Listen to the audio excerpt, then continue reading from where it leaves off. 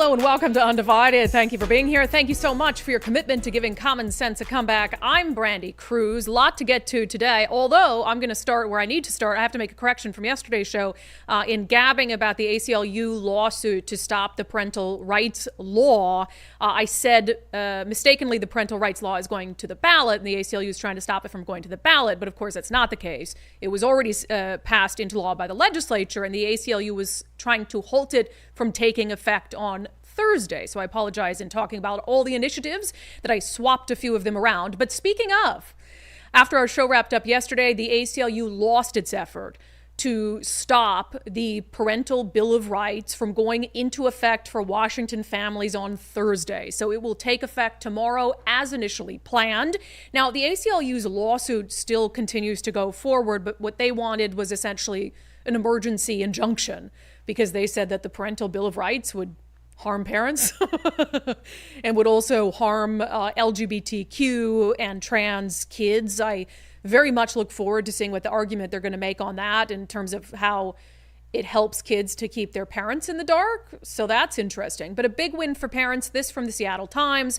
While parental rights law allowed to take effect despite opposition, the civil liberties groups, school district, youth services organizations, and others who are challenging the law did not show that it would create the kind of imminent harm necessary to warrant blocking it until a trial court judge can consider the matter. King County Superior Court Commissioner Mark Hillman said a hearing before the judge is scheduled for June 21st. This is interesting. Hillman said during the hearing that he was sympathetic to the concerns of the groups challenging the measure, but the harms they had alleged were only speculative.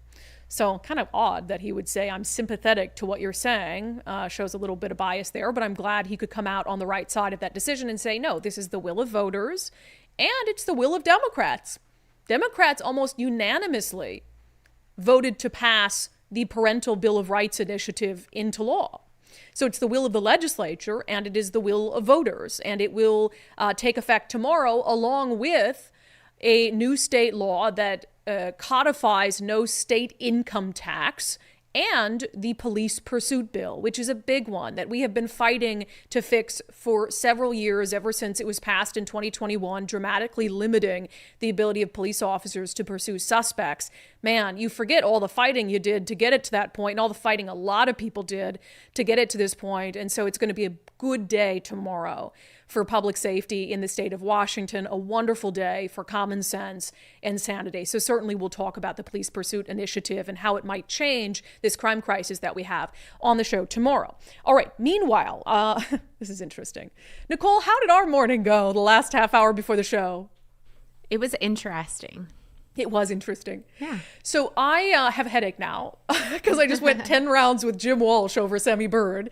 I have a lot of respect for Jim Walsh. So I divided this interview into two parts. We just taped it. I mean, literally minutes ago, we wrapped up taping with Jim.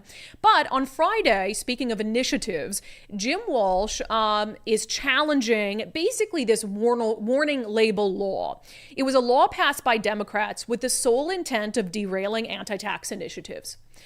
Who pushes anti-tax initiatives? Conservatives. So Democrats, they don't want anything challenging their one-party rule. So they passed a law that says, okay, if an anti-tax initiative makes it to the ballot, we get to put a little warning label on it that says how disastrous it'll be for the fiscal health of the state of Washington. And of course, they're going to write it in a way that makes people scared to repeal it because, it'll get rid of all these things.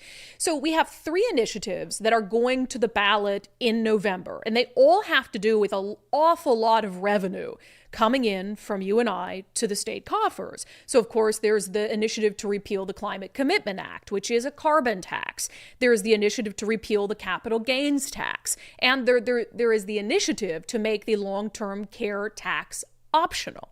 So what Jim Walsh is arguing, and what his side is going to argue in court on Friday, is not to get rid of these warning labels, but they're arguing whether the warning labels should even be applied to at least one of these initiatives, and for the other ones, making sure that those warning labels aren't written in a way that is completely biased. So here is the first part of our interview with GOP Chairman Jim Walsh. Jim Walsh, welcome back to Undivided. Good to talk to you, Brandi, as always. Yeah, first I must say, a big day tomorrow, an exciting day where the three initiatives are going to go into law that were signed, passed by the legislature, including the Parental Rights Initiative. The ACLU not able to halt it. Is that a surprise considering they had a King County judge? Uh, no, actually, I've been encouraged lately, Brandi, by a number of decisions coming out of our state's trial courts that deal with, and in some cases, with these initiatives. In the high-profile case, the one that tried to get Trump removed from the presidential primary ballot, we are making good, strong arguments in court on a number of these issues. And I think that some of the judges, even if they're a little left of center in their personal lives, are doing a pretty good job of treating our strong arguments well. I mean, with an open mind. And we built a little bit of momentum, I think, where our reputation when we get into their courtrooms is that we're not goofy, we're not silly, we're making strong fact and law-based arguments, uh, again, primarily around the initiatives and their implementation. Uh, and I think the judges are a fair listen. So I'm not entirely surprised. I'm encouraged, happy about it, but not entirely surprised.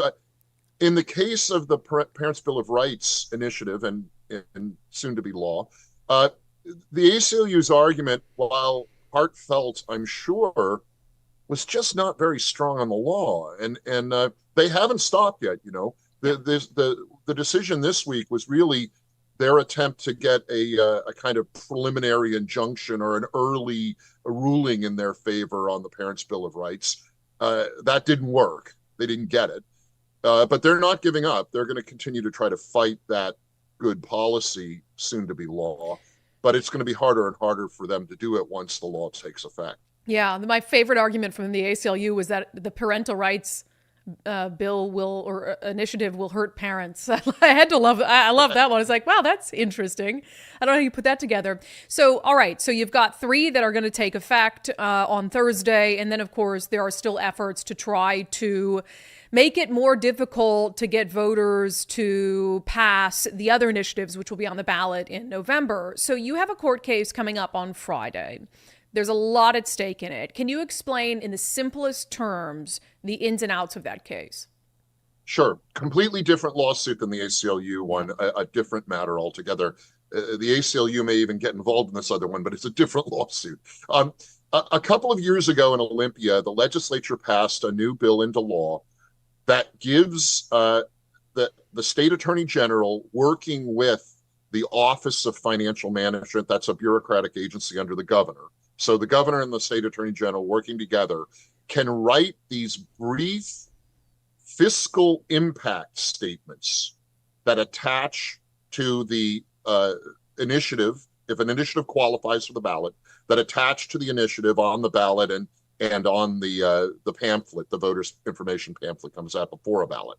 And this brief statement is designed, frankly, to be a no argument against whatever the initiative is made by the state attorney general and the governor. Now, it's the supporters of this idea claim that it's more information, it's more data for voters to make. The truth is, it's a blank check that a partisan attorney general can just editorialize. And if they don't like an initiative, they can just say, oh, you know, it cuts all childcare, it harms schools, it reduces roads and bridge maintenance. And as we've seen already in the political debates around these initiatives, there's a lot of false fear mongering that's said about what they will do. And we're very concerned that the misuse of this statement, this fiscal impact statement, right on the initiative as it appears in the ballot, is a risk to good policy and to free and fair elections on initiatives. And the lawsuit is challenging the state attorney general and the governor's office current approach to using this fiscal impact statement as rhetoric instead of real information. And we've caught the current attorney general and governor in kind of a couple of logic binds similar to the ACLU argument in the other lawsuit. They claimed throughout, for example, that the cap and trade scheme is not a tax. That was an essential part of their defense of cap and trade, that it's not a tax. Well, these fiscal impact statements are supposed to be made on initiatives that affect tax policy and tax revenue. So they can't have it both ways. They can't have said it's not a tax and then for the purposes of editorializing against it, say it is a tax. So we're going to have some fun with that because they've caught themselves in a pickle there by being a little too clever and trying to have it both ways. Yeah, and I mean, we have an email from the governor's office when we would call it a carbon tax, and his staff explicitly telling us, don't call it a tax. It's not a tax. It's a fee. And so I don't know how they can now argue it's a tax. But what about with the other ones? Because capital gains is clearly a tax. And I don't know, do you have an argument on long-term care that would be the same, or are those two not part of your pushback?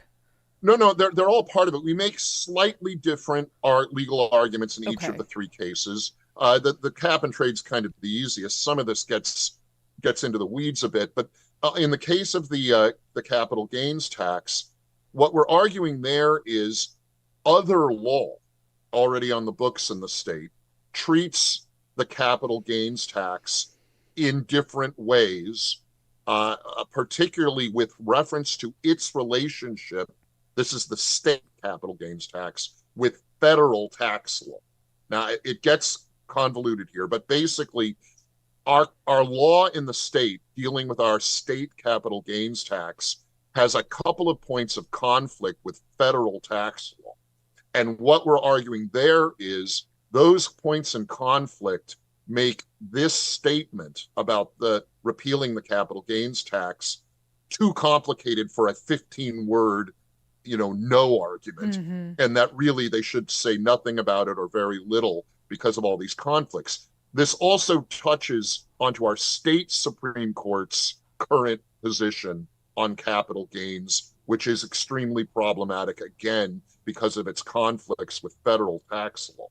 So our argument there is a little different than the cap and trade argument, but it's that the conflicts with federal tax law make the Attorney General's position, and we haven't even gotten to his final position yet, but from what he's already said, not appropriate to the fiscal impact statement, which is what the 15-word description is supposed to be. Yeah, and on long-term care, I don't know what your argument is, but what strikes me is the initiative just makes it optional. So I don't know how they could pretend to even know what the fiscal impact would be because they don't even know how many Washingtonians would say, I don't want to buy in.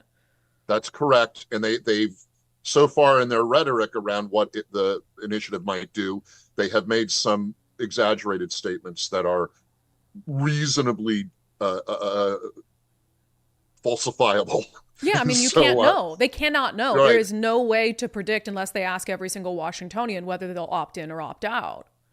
That's right. And so our argument, each argument on the three are slightly different, but the common theme through all is these fiscal impact statements need to be very fact-based and narrowly focused on tax revenue effects, which is what the original law that created these things said, and that we don't want to give this Attorney General, or really any Attorney General, a future one, like a blank check to just editorialize. They have to make whatever they say very narrow and very fact-based. That's the gist of our argument in court this coming Friday. Yeah, and that's what freaks me out because, and you alluded to it earlier, I'm all for, I want increased transparency. I want to always, more information for me when I'm deciding how to vote is better. So I'm not inherently opposed to the idea of what is the fiscal impact of something I'm going to vote on.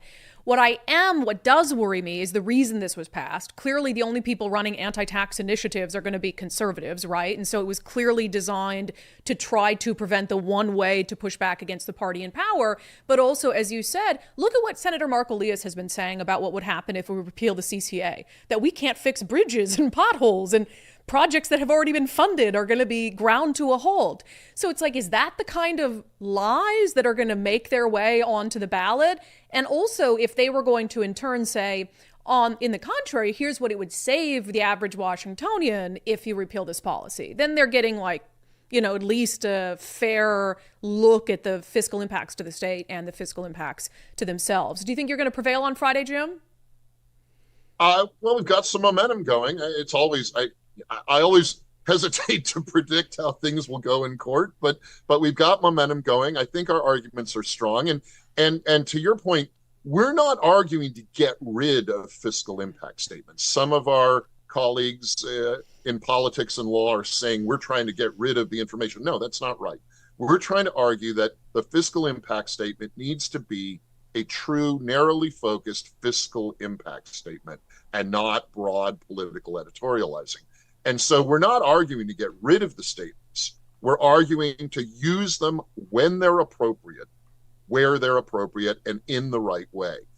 Yeah, that's Jim Walsh talking about the court hearing they have on Friday, and the outcome of that is incredibly consequential for the success of these initiatives, the three that are left that are going to be voted on in November. And again, like I said to Jim, the idea of having more information to inform my vote isn't necessarily a bad thing. It's the concern about who's writing it, who's writing the warning labels, what their intent is, and whether it gives voters a complete picture. So we'll be watching that closely. Now, that is where our interview with Jim Walsh was going to end. However, I did let him know before we had him on that, hey, Jim, you still haven't commented to us on what happened with Sami Bird and the accusations of stolen valor, which are very, very serious.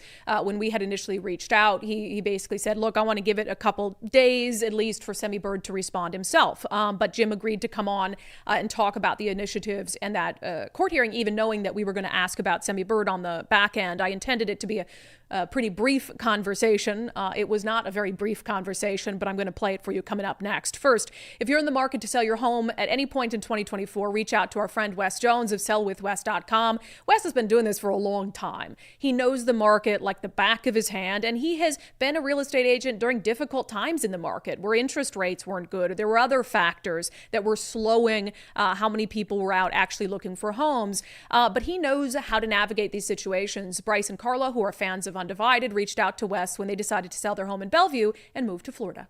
He was extraordinarily detailed, and he knew our neighborhood and our properties in the neighborhood very well. He gave us a really great comp plan, showed us what other properties were selling for, and most importantly, he helped us to understand the dangers of overpricing.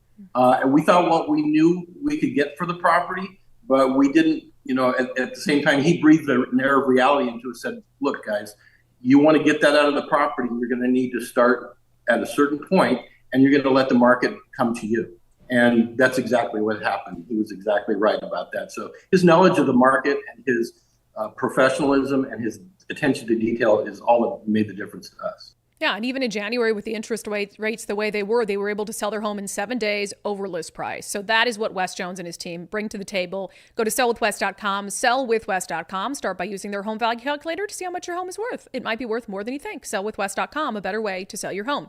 All right, so obviously there was the report out from Jason Rantz on accusations that Sami Bird defrauded the U.S. military and committed what two Green Berets, speaking on the condition of anonymity, told Jason Rantz amounted to stolen valor, inflating things he had done in the field of battle during Operation Iraqi Freedom.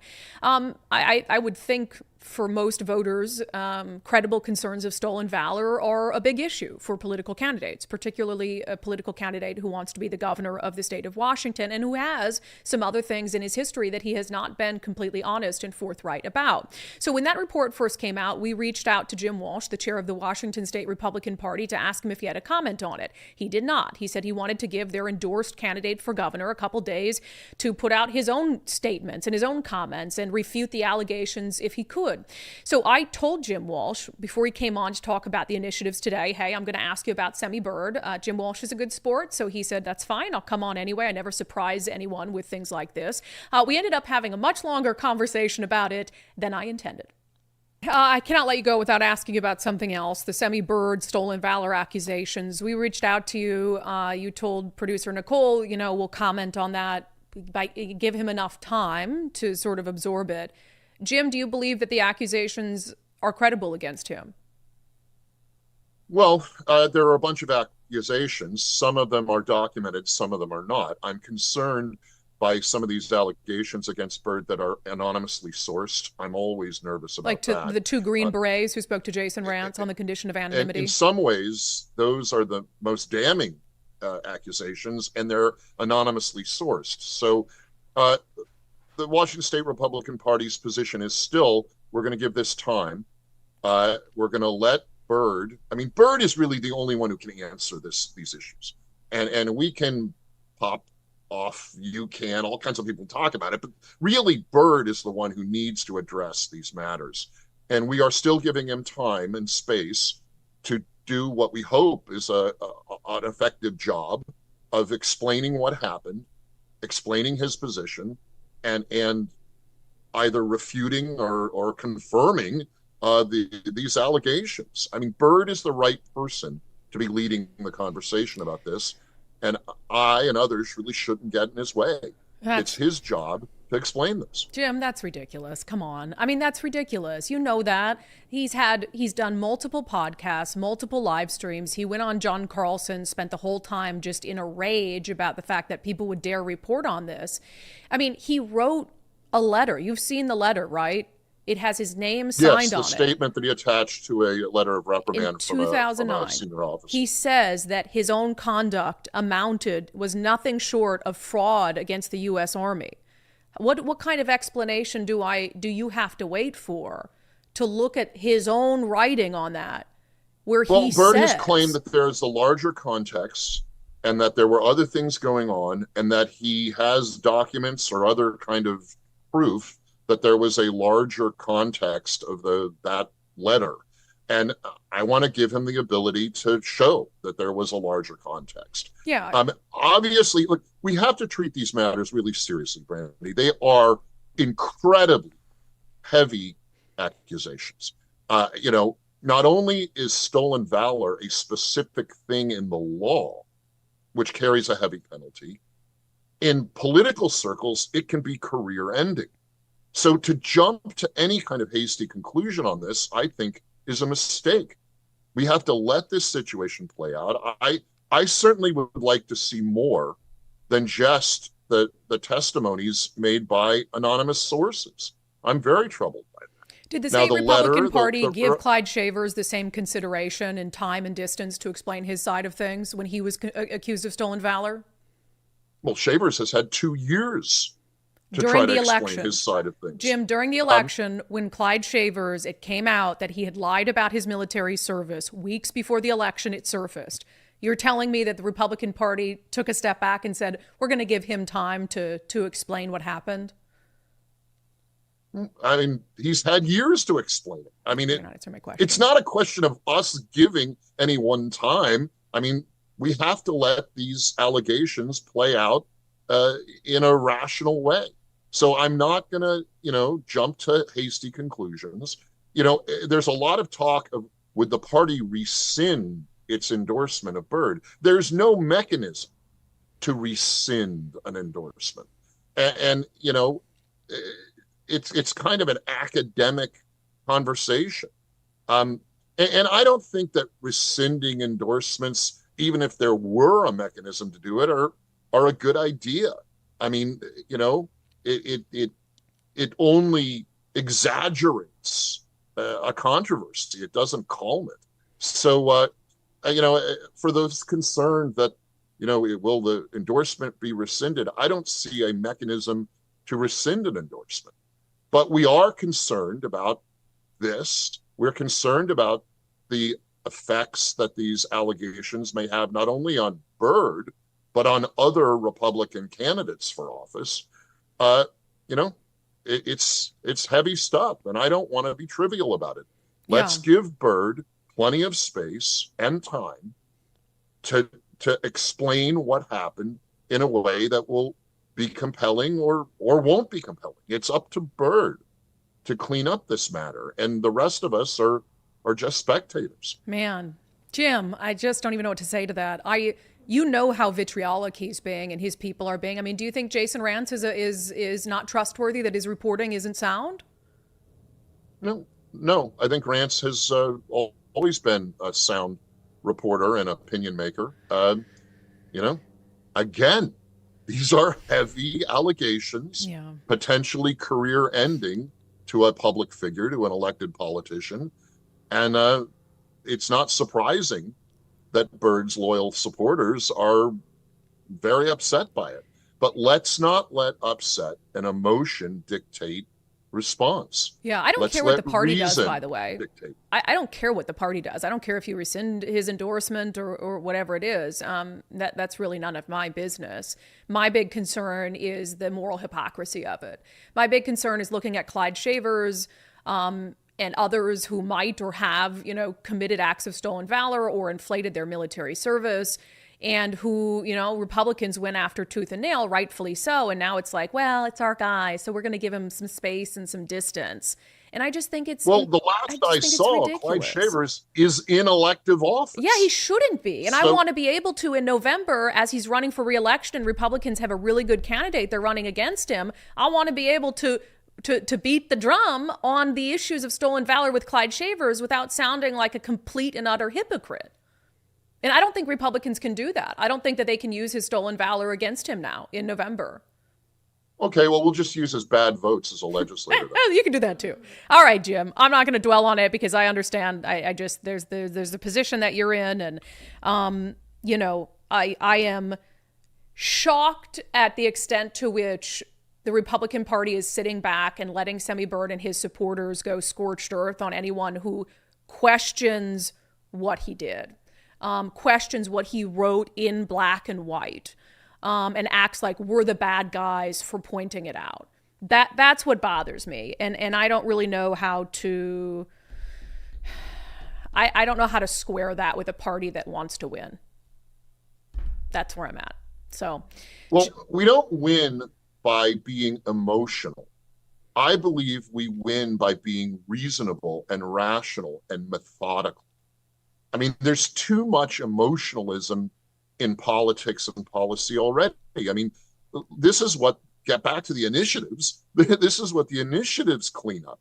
They clean up bad law and bad policy made not with reason, but with emotional manipulation. And we see it every day. Who's emotionally manipulating on this? Who? Why is it emotionally manipulating to point out that he admitted in 2009 to defrauding the U.S. Army and he never told you about it? He never told his party about it, as he was supposed to, as part of the process to getting the party's endorsement. How is it emotionally manipulating to point that out? It's emotionally manipulating to say that what the man did was stolen valor. That has not been proved in a rational, methodical way. So it's semantics. Stolen valor is a heavy, heavy charge, and it's a heavy crime. So it makes a difference if I say stolen valor versus, I'll just use his words then. He defrauded the U.S. Army. I can say that right? Because he said That's very damaging too, yes, but it's not as damaging as stolen valor, which, is one of the worst offenses that a person can make with regard to military service or military history. And it is devastating. And I don't want to, lower that boom on a man who I'm not sure has done that. Let's let this situation play out a little longer, not forever, but let's let it work its way out along. Let's let the process play out, and let's find out if what he did really reaches that level. So far, I don't think we're there yet. Okay. But let's see how it develops. I won't use the phrase stolen valor anymore. I'll say Sami Bird defrauded the U.S. Army. That's the change that I'll make. If it's a semantics issue and it's the stolen valor that's the problem, because that's what gets to me about it. Is like, this man did remarkable things for our country. He went back to serve our country at a time when it was very, very dangerous and deadly to be a soldier after 9/11. I give him a lot of credit for that. So it almost bothers me more that he would feel the need to inflate his service and the trainings and all these things and wear badges that he hadn't earned. Because it's like, you did enough, man. You did enough for our country. You don't have to defraud the U.S. Army to try to get something more out of your career. So, Jim, I don't... And you know who's articulated that very well? Yvonne Gallardo's running for the state legislature in the 10th congressional district against Clyde Shavers. Yeah, and you just pulled it out from underneath her, Jim. God, Jim, why No, are you making me do this? I haven't pulled anything out from underneath her, Brandi. The party She has. has very articulately said, why do you need to embellish? You know, she served. She was not a hero in a movie, but she served honorably. And she very articulately, I don't even want to say it for her, Brandi. Have her come on and say it. She says, why, I'm proud of my service. I don't feel any need to embellish what I did. What I did was good and solid.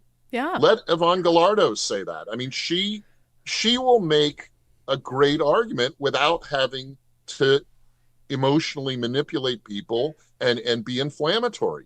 I think you will see that in her race against Clyde Shavers, she will be methodical and reasonable and rational about what constitutes a good elected official, a good elected legislator.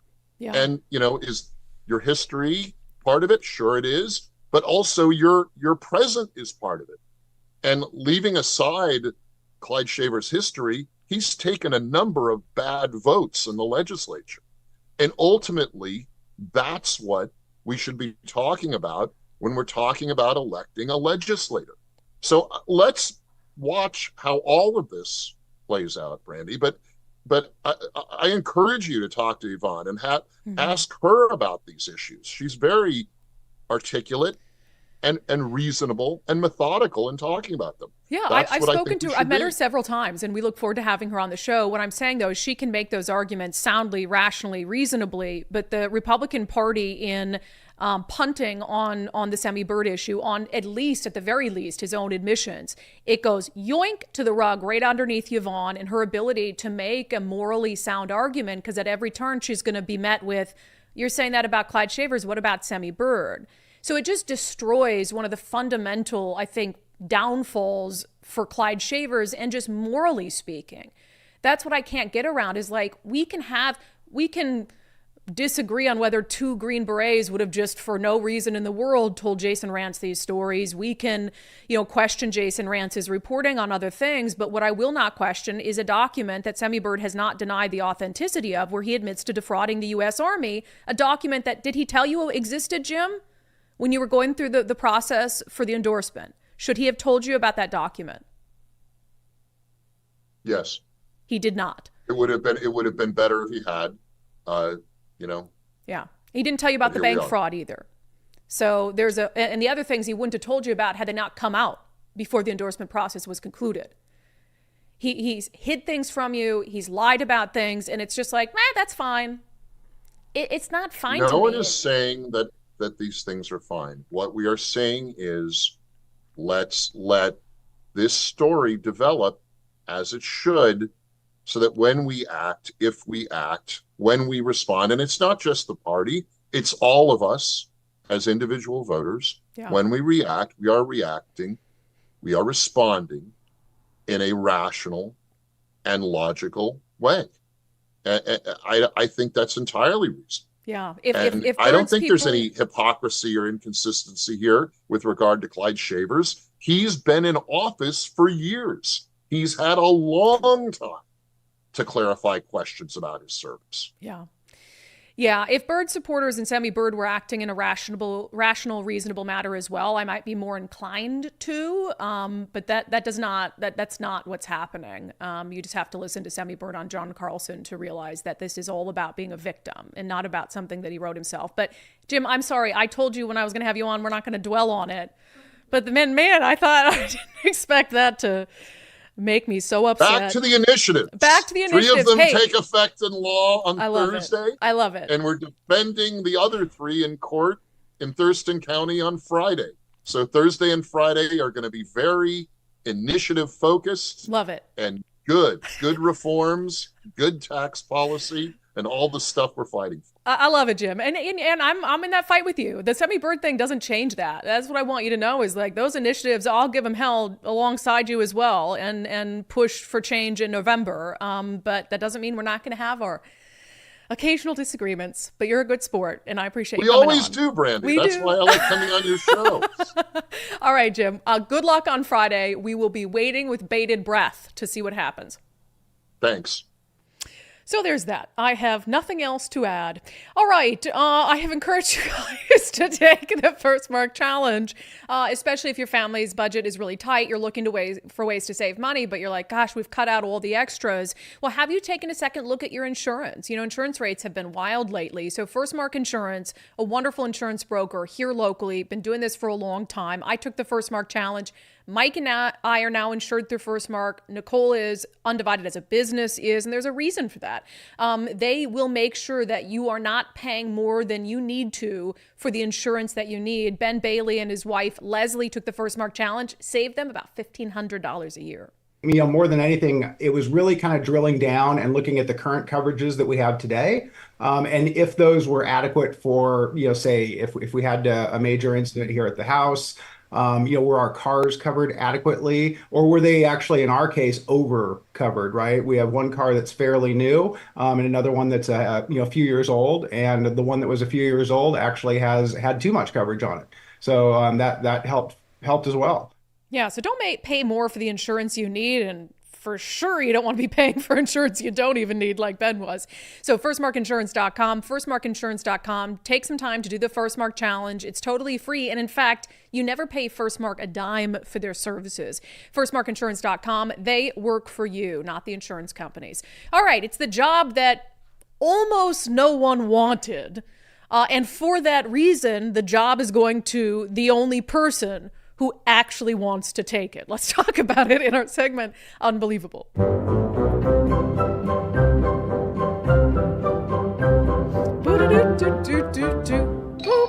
Man, imagine wanting to work for a completely discombobulated, failing, bloated government entity that is absolutely falling short of its core mission, which is to end homelessness in King County. The King County Regional Homelessness Authority has been a debacle from the start. Their first CEO ended up resigning. You know, it was so poorly managed. I think the writing was on the wall. They weren't even getting payments out to contractors. And we know that since the inception of the King County Regional Homelessness Authority, which had promised us as part of Partnership for Zero, that we would have virtually no homeless in downtown Seattle by now. That's interesting, because I was just down there the other day, and I can tell you there are absolutely homeless people there. Since the inception of the King County Regional Homelessness Authority, homelessness has increased 23%. So yeah, this is what happens when you just dump millions of dollars into the homeless industrial complex to pay a bunch of people fat six-figure salaries, and they have no incentive to actually solve the underlying issue. But King County presses forward with it, and they need, of course, a new CEO, because the old one, Mark Dones, said, see ya. So here's the thing. They decided to pick the only person who actually wanted the job. This is the headline from the Puget Sound Business Journal.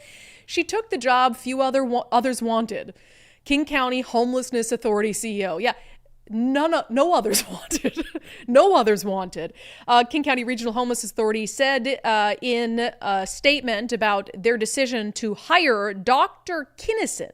We are confident that Dr. Kinnison is the most qualified and capable candidate to lead the King County Regional Homelessness Authority and bring stability, continuity, and vision to the organization. That's interesting. You're confident that she's the most qualified and capable, or are you confident that she was the only person left who wanted the job? Because they did this whole nationwide search. They had 3 finalists, and the other 2 dropped out. The other 2 said, no thanks. This is clearly a disaster. So they were only left with one person, and now they're trying to sell it to us as, well, that's the most qualified and capable person. No, it was more process of elimination. This from our friends at the Center Square. King County Homeless Agency close to hiring lone candidate for CEO role. There's been a conditional offer, but basically it's going to turn into employment. The Homeless Authority's Implementation Board voted 7-2 in favor of recommending Kelly Kinnison to be the agency's first permanent CEO since Mark Dones stepped down from the role in May of 2023. Kinnison is based out of Washington, D.C., where she is currently the Director of Family and Community Policy at the U.S. Department of Health and Human Services. In this role, Kinnison oversees the development of legislative proposals and policy on employment and economic mobility, refugee resettlement, housing, and homelessness. Since Dones left, the Regional Homelessness Authority has had 2 interim CEOs, including Daryl Powell, who recently withdrew his candidacy from the permanent CEO search because he does not believe the agency is in a position to make strides in helping homeless people in King County, as previously reported by the Center Square. Powell said, quote, significant governance changes and personnel changes would be needed to achieve that agency's potential. So here you have a guy who was in the temporary role and decided that although he made the final 3 for consideration to be CEO, he didn't want the job because he knew that he could do his best and it would still be a failure because the agency is inherently structured to be a failure. I do want to note, and I had agreed with this when I saw it, Kathy Moore, who's one of the newest council members, one of the more moderates who came in with a little bit of sanity, she had called a couple weeks ago for them to suspend the process of hiring a new CEO.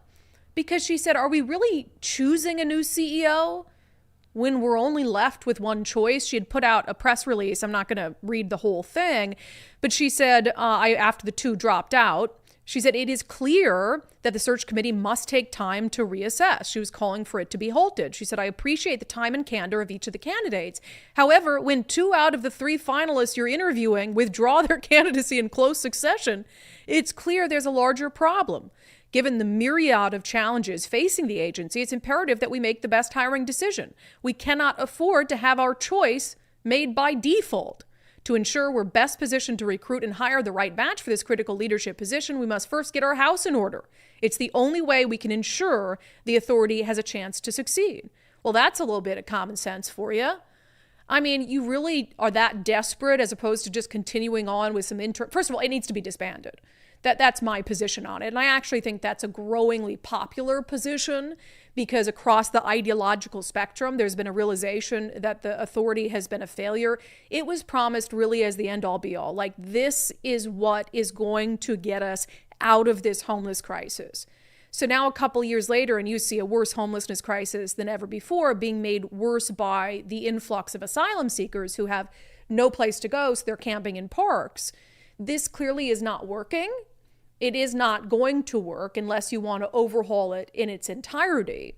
And so any executive level person who isn't lying on their resume ought to realize that that might not be the best career decision for them unless they're just eternally desperate for a job. So employment by process of elimination, isn't that nice? Shall we do a double dose of unbelievable today? I think we shall.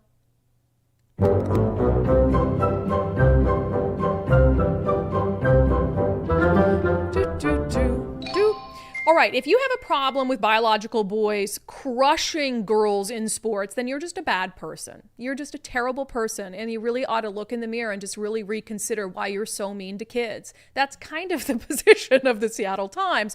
We've been talking about this issue quite a bit on Sundays with Subscribers a couple weeks ago. We had on a dad named Brandon Wilson, whose daughter was crushed by 7 seconds in the mile run by a biological boy at the Junior Olympics track meet in Kashmir. And he had a very thoughtful interview where he talked about, look, it's not about, targeting these trans kids. It's just about fairness and not putting girls, his daughter was a phenomenal athlete, not putting her in a position to train and work hard and then realize there's nothing more she could have done to beat a biological boy.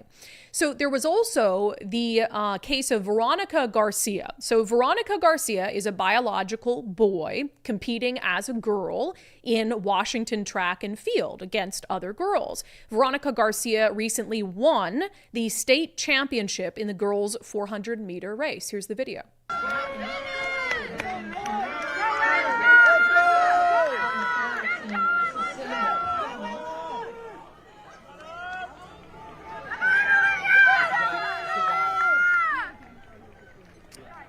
Yeah, if you've ever watched a track meet or participated in track, the 400-meter run is once a round.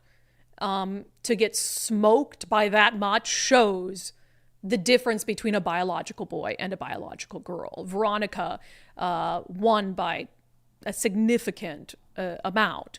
But according to the Seattle Times, we all hurt Veronica's feelings, which I said, what did I say on this show when we were discussing this? This isn't about the kids. And the second we make it about the kids and transgender kids is the second you're engaged in a losing side of the debate. No, this is about what adults need to do. And I even said I feel bad for athletes like Veronica. Veronica's playing by the rules. That the rules allow Veronica to compete against biological girls. And at the end of the day, this is a kid. And I'm not going to sit here and attack and vilify a kid. As misguided as I think it is that kid is participating, a biological boy against biological girls. This is about bad decisions adults have made in the interest of ideology. So Seattle Times talked to Veronica Garcia. The headline, Washington's first transgender high school track champion addresses reaction. Garcia cheered and clapped for her competitors as they received their medals. When the announcer called her to the podium, the crowd fell silent and the other high school runners at the podium did not acknowledge her as they stood with hands clasped behind their backs. As she accepted her gold medal, a voice in the crowd could be heard yelling, "She's not a girl." Garcia expected the chilly reaction from the crowd, though she was somewhat hurt. Her peers did not offer congratulations. Quote, "I guess maybe I expected sportsmanship because I was cheering the rest of them on when they were called. So I guess I expected to get that reciprocated, but I didn't get that." First of all, before I get to the next part of the article, what do you expect? You have an unfair advantage. I look at it as no different than an athlete at the highest levels pumping themselves full of steroids and competing. There's a reason why performance enhancers at all levels of athletics are not allowed. And you have a natural performance enhancer against those girls. So you expect them to be just okay with that and then to smile and clap and cheer for you as if they're not hurt and as if nothing was wrong. The article goes on to talk from the perspective of a doctor on this issue. The negative attention and controversy could have a severely negative impact on Garcia, said Dr. Kellen Byron, an executive director of Whitman Walker, a national organization that provides healthcare to LGBTQ members of the community. Quote, "It's horrendous. There's already a mental health crisis among young people in this country, trans or not, and to be attacked for wanting the same thing that every other teenager wants, which is to fit in, to belong, to participate, to be on the team, to play, that's incredibly damaging, and it's incredibly cruel. It is also particularly dangerous," he said, "for transgender youth who are at higher risk of suicide and self-harm compared to their peers." No.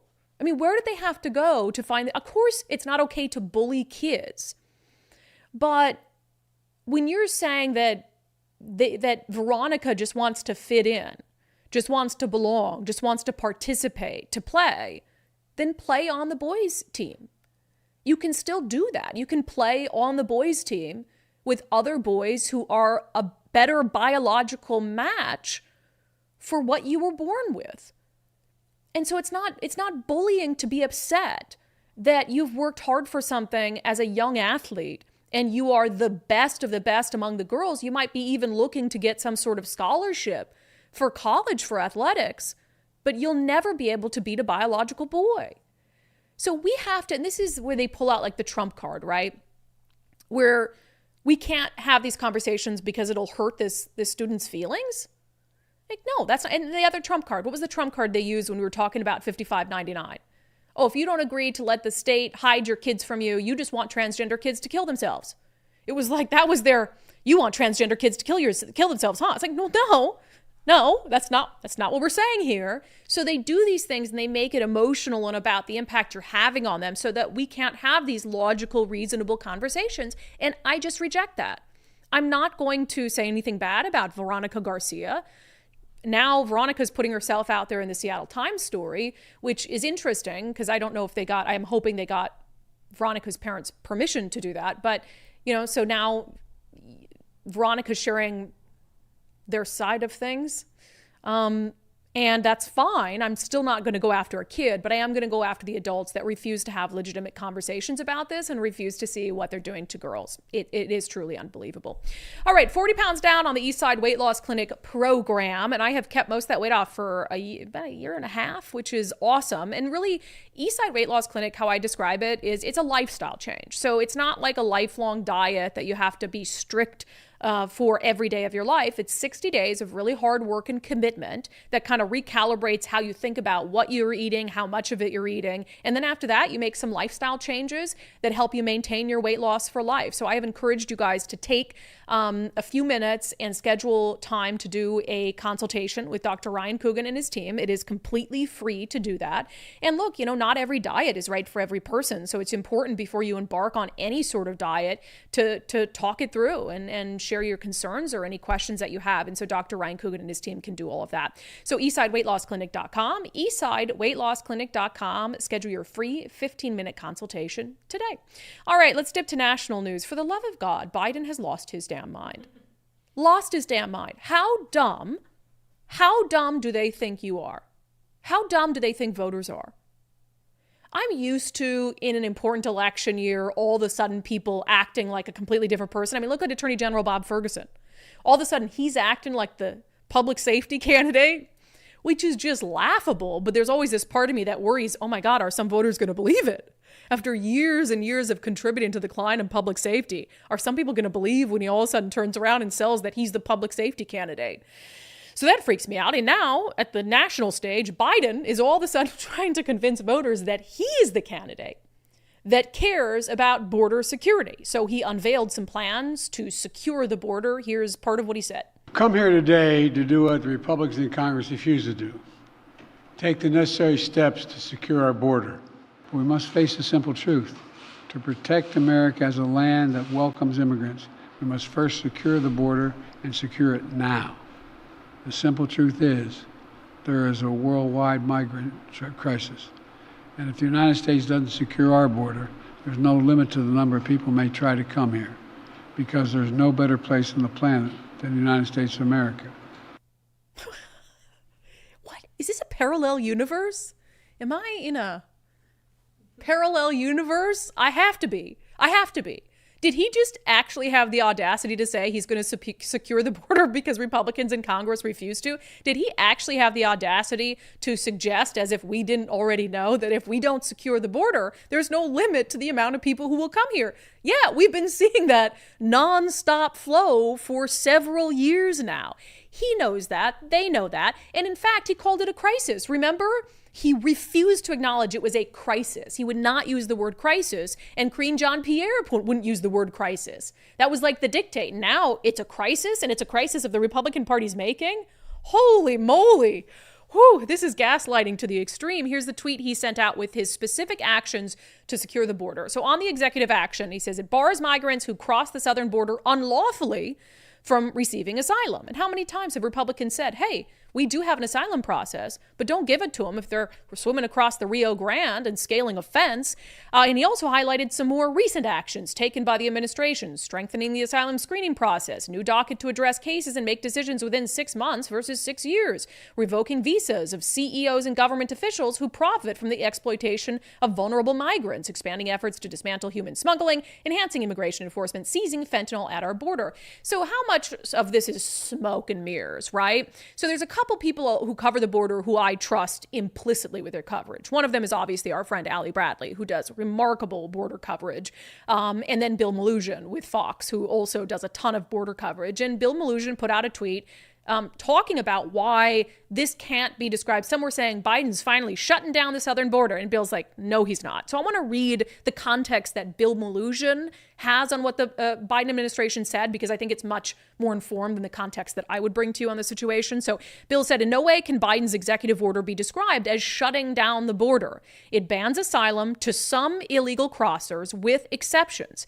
It does not stop or slow the up to 1,500 migrants per day released into the U.S. via the Customs and Border Protection One app at ports of entry, and does not stop or slow the up to 30,000 migrants per month flying directly into the U.S. and being released into the country via Biden's controversial mass parole program for Cubans, Haitians, Nicaraguans, and Venezuelans. Unaccompanied children and minors are exempt from the order, which will lead to concerns about child trafficking, and migrants can still claim fear in an attempt to avoid deportation.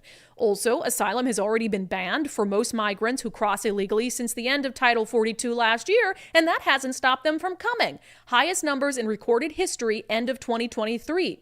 He said the order may speed up removals to countries we can deport easily to, like Mexico and the North Triangle countries, but there has been no explanation as to how the administration will be able to begin mass removals of migrants coming from another hemisphere with governments that don't cooperate with the U.S. Again, if you take them in, if they get across, and in some of those countries where the other country doesn't want them back, and now they're in the custody of Customs and Border Patrol, what are you going to do? You can't put them on a plane. That country's going to turn them right about, and then they're just going to live in the air. It's like, you take them, you take them, you take them. So there are a lot of issues with that. And this is part of the reason why you can't let crises get this bad. We do this on so many things.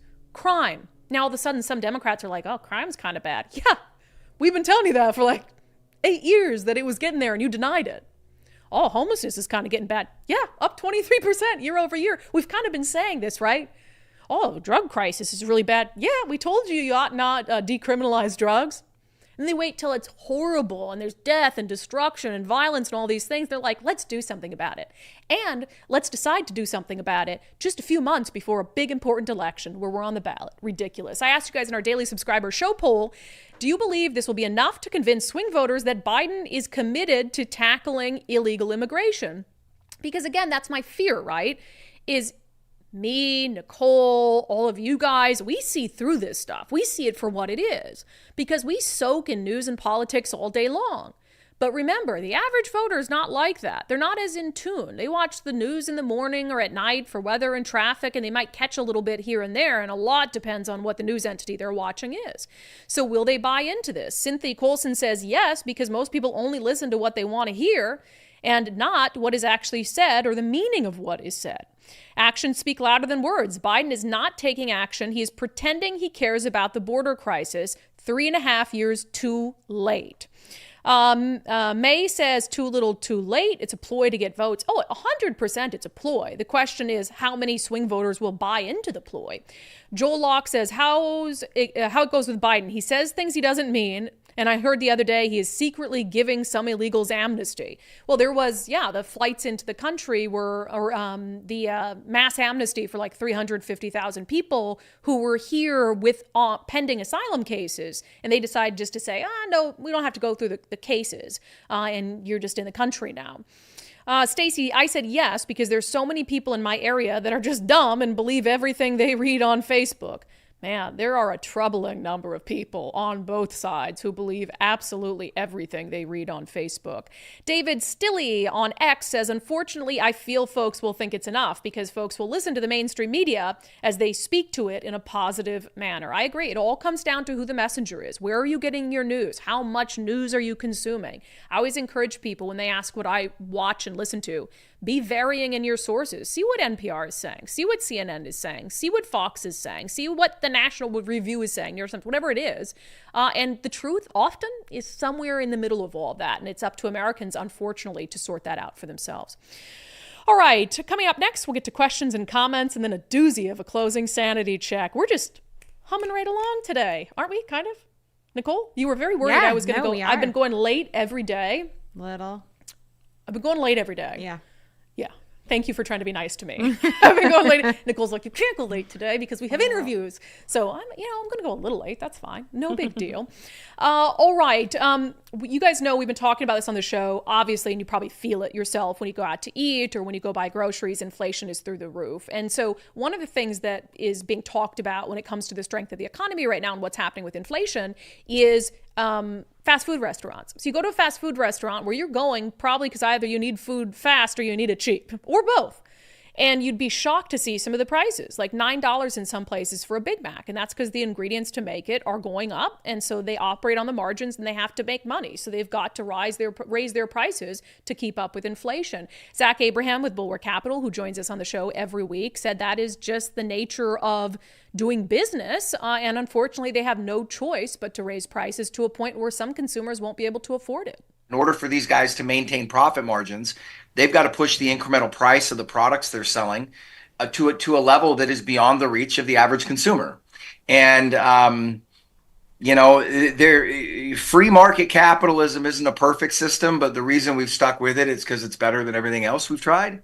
And it seems like we have to relearn that lesson every 10 or 20 years or so in this country.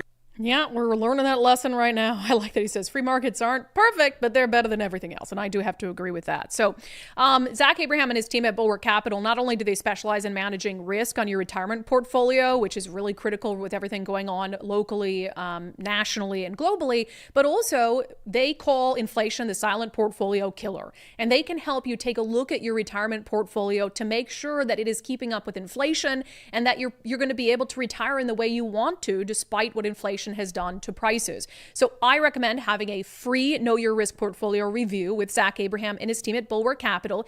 You can sign up totally free, no obligation, knowyourriskradio.com, knowyourriskradio.com, and listen to his radio show while you're there. You could learn a lot about the economy. Investment advisory services offered through Trek Financial, LLC, an SEC registered investment advisor.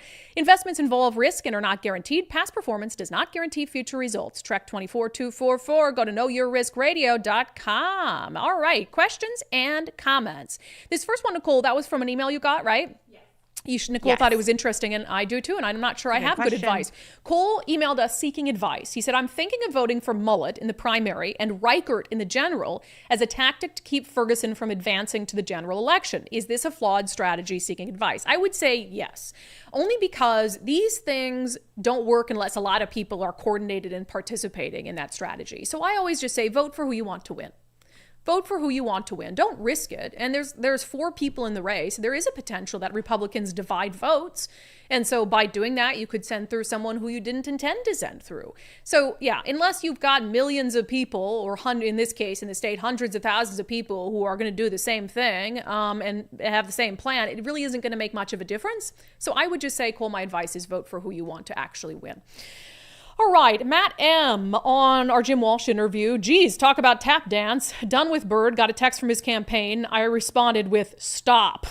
Does that work? Because I would like to do that with a few. Oh, I think you can. Does it? Well, for some of them. I get texts from this place I've bought clothing from a couple times. Oh, yeah. Endless. I have a lot of those. Oh my God, endless. And I like them, but I'm like, this makes me want to shop there less. I can opt out of it. Yeah, Nicole, you know I'm an old lady. I just got a new phone with a case on it this time. I was rolling with like an iPhone. What did I have? An 8? 12? 12. I think it was a 12. 12. I was rolling with an old like iPhone 5 years. with a bad camera. And now I have a new one. And it has a case. I'm so impressed because this girl never has a case. I like to live dangerously. Nothing's protected. I like to live dangerously. Todd Welch, I don't like the term stolen valor. I'm not sure this classifies under that terminology. It goes more to honesty. To me, the stolen valor thing is the accusations from the Green Berets that say he took responsibility in order to get some of these big lofty awards for actions taken on the field of battle. That to me is stolen valor. Mm-hmm. And I don't have any reason to believe that 2 Green Berets all these years later have such a grudge against Sami Bird that they would come out for no reason and tell the same tale. I wouldn't buy that if it was if it was about a Democrat. Why would I buy it if it's about a Republican? So I think to me there's this preponderance of the evidence issue. And it, again, undercuts any other argument you want to make against someone who's committed stolen valor. But thank you for your opinion. Sally, yes, Sami has got Jim backed into a corner. It shows the Republican Party in Washington is terrible at vetting candidates. They missed a lot. And that's not a good place to be. Although I will say, somebody else has to run. This is all we don't have a lot of candidates running. Right. It's not like we're choosing him out of 6 others. It's between him and Dave, but there's not a lot of people willing to put themselves in this light anymore because it is crazy. Well, and this is what it is. Mm-hmm. Like I don't have to get into this again, but the complaints about like, how dare you talk about things I did in my past? You're running for governor, dude. Like this is part and parcel for what you're trying to do. Let's see here. Amtrak, Surfliner, I wasn't going to vote. Then minutes ago, I ordered my Reichert bumper sticker. Good for you. My cup of tea says, yes, I am logically concluding I probably cannot vote for Bird anymore. Steve says, so Jim is now concerned about semantics. How about Sami publicly accusing people, pointing out his checkered past and subsequent dishonesty of publicly lynching him? Stolen valor is an emotionally charged serious accusation, but throwing around terms like lynching aren't. Pathetic.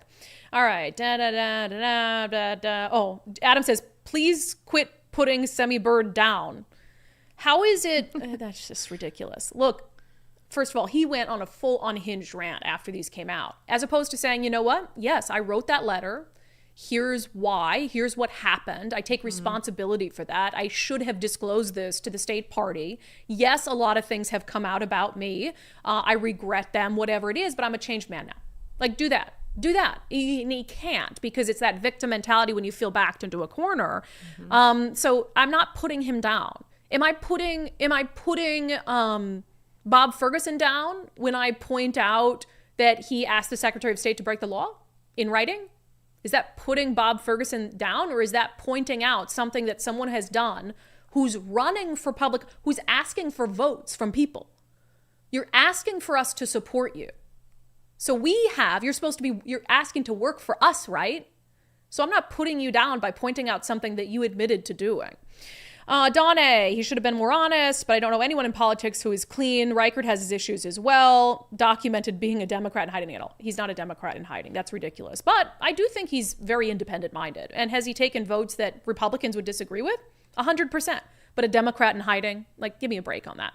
Matthew Cook, $5 super chat. My thoughts on unDivided. Whether you like it or hate it, learn to love it because it's the best thing going today. Woo! Is that a Ric Flair quote? I believe that's why he wrote Ric Flair.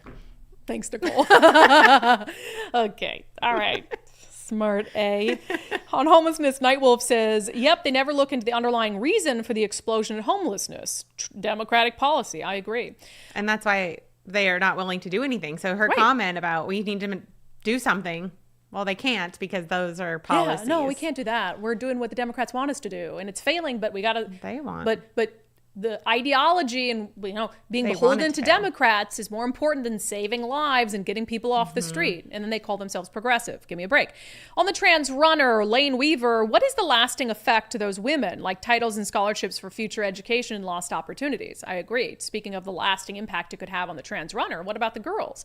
Deanne Wade, we don't want young teenage girls killing themselves because they have no hope of beating a biological boy. That Seattle Times piece, I mean, we pulled out a couple quotes from it, but it is long and it is shame on you for questioning this runner. No, fine. And, this is how sweet she is and all of this. And I just think it totally leaves out the side of the runners that are getting beat by this boy, biological boy, and have no chance at, reaching some of their dreams, potentials. They're being blocked. Yeah. And I just think that I don't like that. Let's bring out this poor sympathetic child that says, oh, these girls were mean to me. Right. No, they were disappointed. And when you lose, you're disappointed. And when you feel like you lost unfairly. Win, it's easy to clap for everyone else. Right. Oh, I clapped for them. Well, good for you, you know. We'll do one more. On the border, B. Larson says, if you've ever been to El Paso and walked across the bridge over the Rio Grande into Juarez, you will see up and down the river people crossing in broad daylight in both directions. Yeah, this is a border crisis. It has been for some time. I was thinking since I had to start the show with a correction, although I think it was more of a slip of the tongue, but I'll correct it when I need to. Maybe that should be what the former swear jar is for. What is the going price for if I have to make a correction for the jar? For the Washington State Patrol Memorial Foundation. A slip of a tongue or a correction? Both? I would call it a correction. I won't make excuses for a correction. Okay. I think I got confused.